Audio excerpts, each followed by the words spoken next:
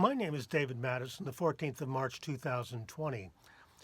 I was a Methodist minister for 9 years. I have a graduate degree in theology and a PhD in biblical studies. But I left all that behind because the weight of evidence against Christianity is now overwhelming. Beyond any reasonable doubt, it has been falsified. In my book, I describe in detail 10 tough problems which cancel the faith. In this series of videos, Christianity 10 Knockout Punches, I offer a brief tour of them all. This is episode 5. From now on, how about this?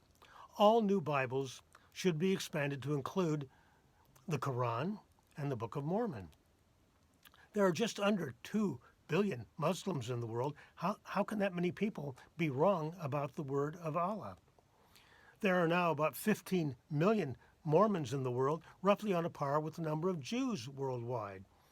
How can we justify exclusion of the Mormon scriptures? Surely they can't all be wrong, too. Christians are Christians because they've been brought up that way, or if they converted to the faith as adults, they found Jesus. That's hardly a surprise, since the marketing of Jesus is a multi-billion-dollar business. In either case, very little critical thought, very little due diligence is brought to the process. What are the criteria for deciding which religion is true? Knockout punch number 5 is this. Christians cannot give us the reasons their monotheism is the right one. Indeed, they cannot provide plenty of reliable, verifiable evidence as to why and how Christianity is truer than Judaism, Islam, and Mormonism. If we called a meeting of the most erudite theologians of these major faiths to debate the merits of the different belief systems, there's about zero chance that any of them would switch sides. Unless you can tell us which monotheism is correct and explain exactly how that can be done, then you're blowing smoke. The billions of monotheists in this world cannot agree. They don't trust each other. Why should we trust them? One of the favorite dodges, of course, is the claim that we all worship the same God. If that's true, that there is one God in charge of it all, then why are there so many irreconcilable, conflicting ideas about what God is like?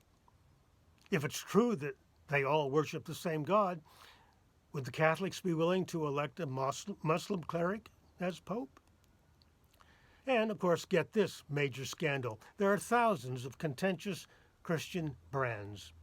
Hence, part 2 of this knockout punch.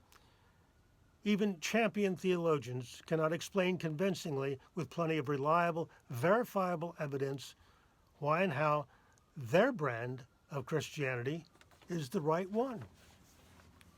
According to one report in 2001, there were 33,820 Christian denominations, divisions, factions, and sects in the world. The Wikipedia list of Christian denominations goes on for miles. If we were to pick out any 2 of these brands, maybe the Catholics and Southern Baptists, and say, hey, why don't you folks just shake hands and bury the hatchet? We might hear some very unchristian snarling.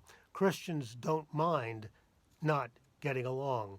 There's that old hymn, in Christ there is no east or west, in him no south or north, but one great fellowship of love throughout the whole wide earth. What a load of crap. How can serious thinkers take this fractured, argumentative, cantankerous, major world religion, supposedly, seriously? Christianity is flattened, on the ground, down for the count, with this knockout punch number 5.